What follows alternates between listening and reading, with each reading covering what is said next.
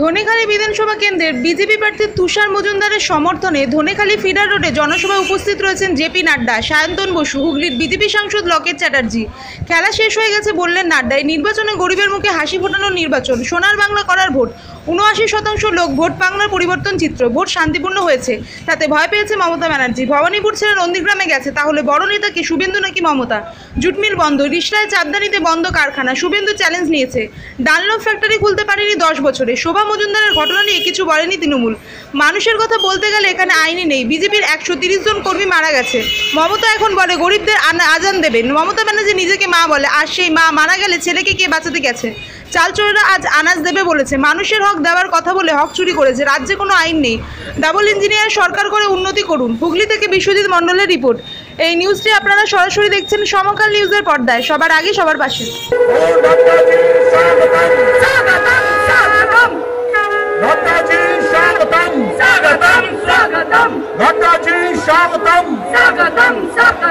भारत माता की भारत स्वागतम स्वागतम स्वागतम स्वागतम भारत माता की जय भारत माता की जय वंदे मातरम वंदे मातरम वंदे मातरम वंदे मातरम।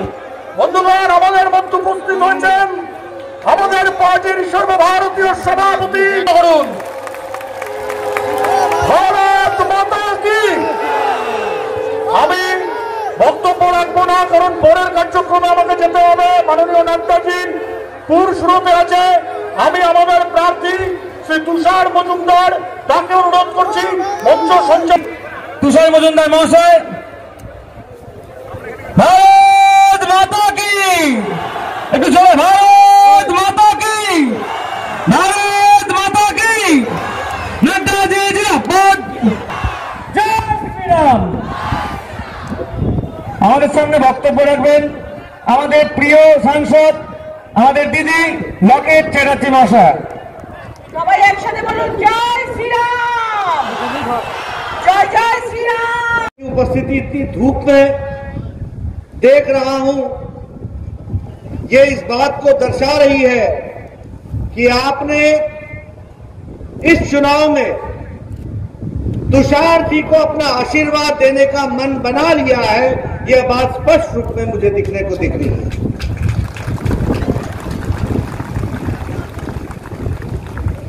हमारे जब मैं यहां आया हूं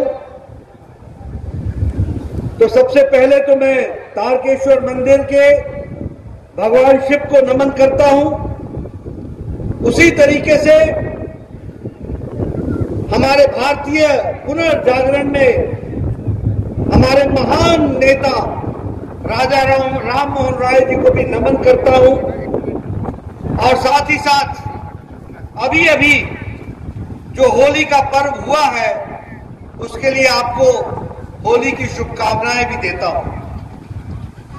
मित्रों, यह जो चुनाव है, हक छीनते थे वो आज हक दिलाने चले हैं।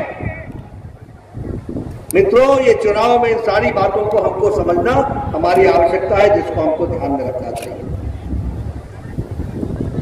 अभी मैंने शोभा मजूमदार जी की चर्चा की।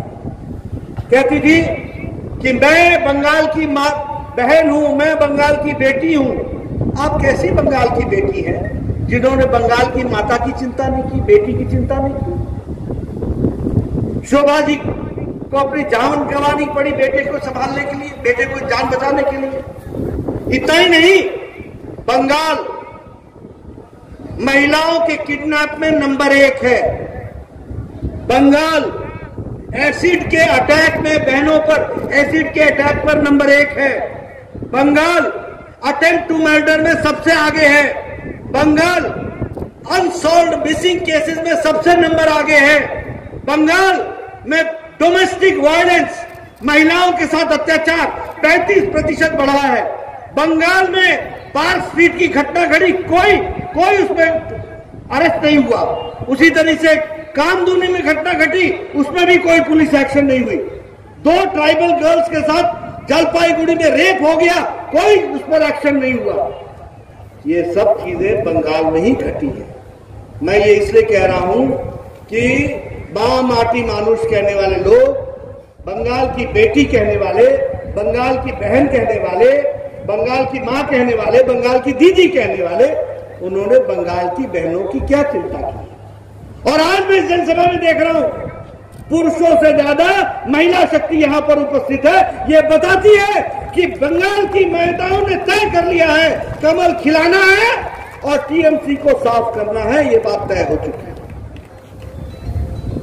तुष्टीकरण, मुझे कोई आपत्ति नहीं है, आप मुहर्रम में लोगों को छूट दो, ठीक है, लेकिन जब अयोध्या में प्रधानमंत्री जी शिलान्यास कर रहे हो और वर्षों के बाद, सालों, शतियों के बाद जब राम का भव्य मंदिर, भगवान राम का भव्य मंदिर बन रहा हो और भारत के प्रधानमंत्री वहां शिलान्यास कर रहे हो, तो बंगाल में कर्फ्यू लगा दो। ये तरीका है क्या?